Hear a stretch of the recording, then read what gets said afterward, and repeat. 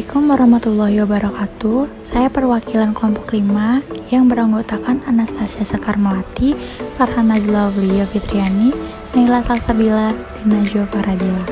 Di sini kita akan sama-sama mengenal technopreneurship. Sebelumnya ada yang tahu nggak apa itu technopreneurship? Jadi, technopreneurship adalah suatu usaha bisnis yang berbasis pada teknologi tinggi, biasanya berasal dari bidang TIK, elektronik, internet, life science, dan bioteknologi. Technopreneurship juga dapat diartikan sebagai badan usaha yang memberikan pelayanan atau jasa di mana teknologi merupakan faktor kritis dari pencapaian misi dari suatu perusahaan seperti Facebook, Google, Ruang Guru, dan lain-lain. Secara singkat, technopreneurship adalah kewirausahaan di dalam bidang teknologi. Selanjutnya, kita akan mengenal entrepreneur dan entrepreneurship. Kira-kira kalian tahu nggak apa ya perbedaannya? Yang pertama, entrepreneur atau kewirausahaan adalah orang yang masuk dan menjalankan atau menjadi pionir usaha baru.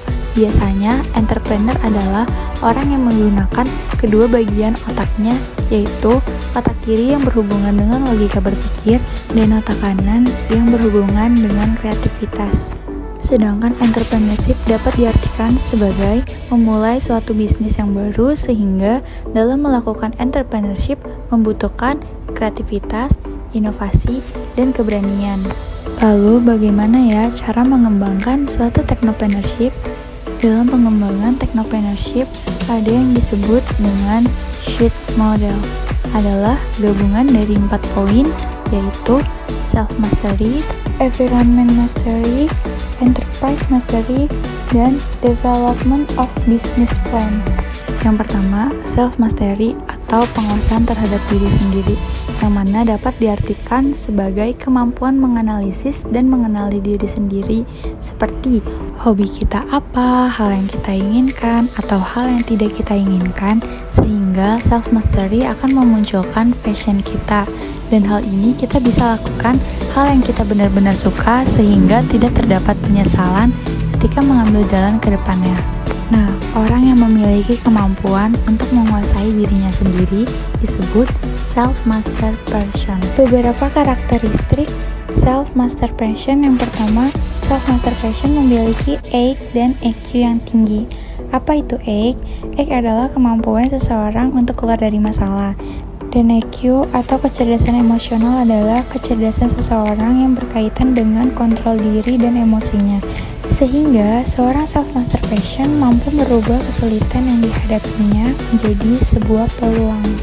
Memiliki sifat ilmiah. Yang pertama, performer, artinya seseorang yang kompetitif dalam bekerja. Kedua, epicure, artinya kemampuan merasakan apa yang dirasakan orang lain sehingga mampu memotivasi diri dan orang lain. Yang ketiga, boss, detailnya seseorang yang berani ambil inisiatif dan tanggung jawab, tidak ragu ketika mengambil keputusan, dan berani mengambil resiko. Selanjutnya, memanfaatkan otak kanan dan kiri. Self-master passion juga seseorang yang memiliki impian cita-cita atau juga jelas ke depannya. Selanjutnya, environment mastery atau penguasaan terhadap lingkungan adalah kemampuan untuk mencari ide bisnis dengan mencari peluang lingkungan. Beberapa contoh poin dari environment mastery seperti serendipity walk dapat diartikan sebagai suatu kebetulan yang terjadi di lingkungan kita yang tidak pernah kita pikirkan sebelumnya, di mana kebetulan ini bisa membawa kita kepada kesempatan untuk memulai bisnis baru. Hal ini dapat diperoleh ketika seseorang mendapatkan sesuatu yang baru, sehingga dapat diperoleh penglihatan atau pandangan-pandangannya. Selanjutnya, krisis atau dapat diartikan sebagai suatu kejadian lingkungan di mana terjadi ketidakpuasan atau keinginan adanya suatu perubahan atau revolusi. Nah, krisis ini bisa menjadi kesempatan untuk memulai suatu bisnis atau tindakan yang menjadi titik balik suatu hal baru. Selanjutnya, tren.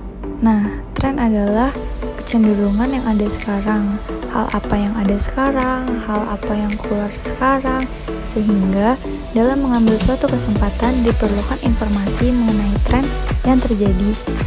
Seseorang memiliki penguasaan terhadap lingkungan disebut environment master person. Adapun beberapa poin yang bisa dijadikan sebagai karakteristik environment master person yaitu pertama, mengerti seluk-beluk usaha yang digeluti. Artinya, seseorang yang mengerti industri atau usaha yang digeluti luar dan dalam maupun bagaimana cara pengolahannya dan setia memiliki strategi dan mampu menciptakan inovasi.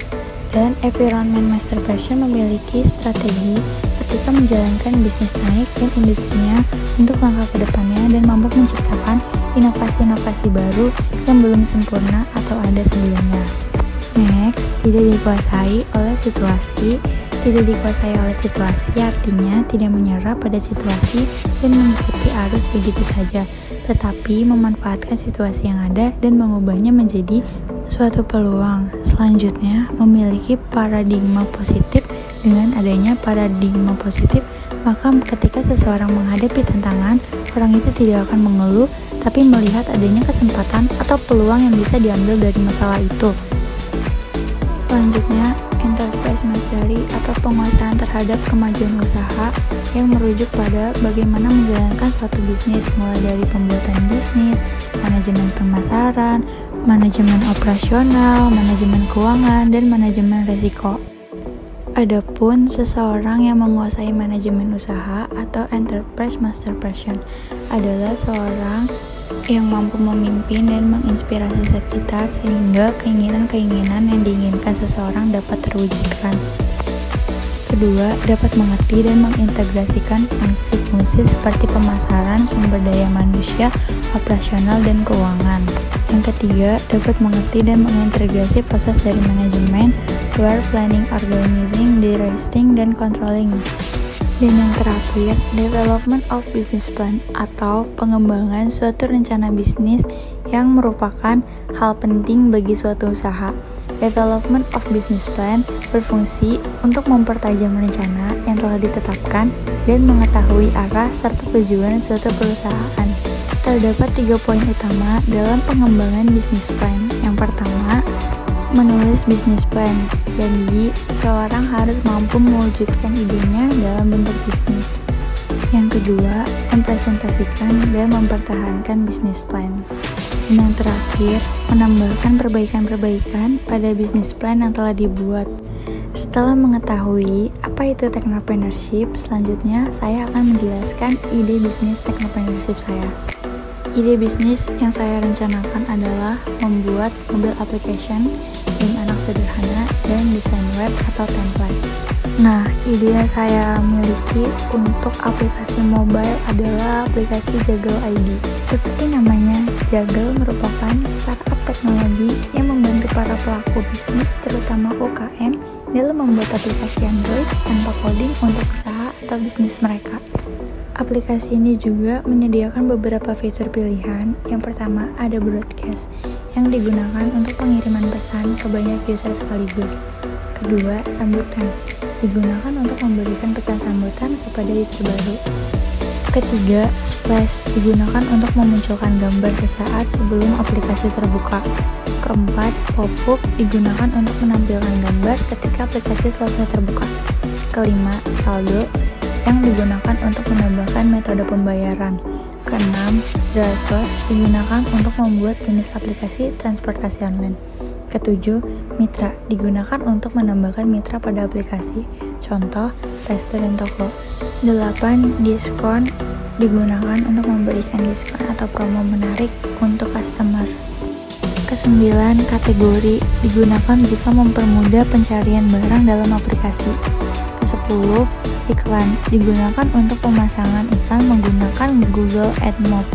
Yang ke-11, Mapkey digunakan untuk menggunakan API Map Google pada aplikasinya. 12. Formulir digunakan untuk membuat formulir yang diperlukan di aplikasi.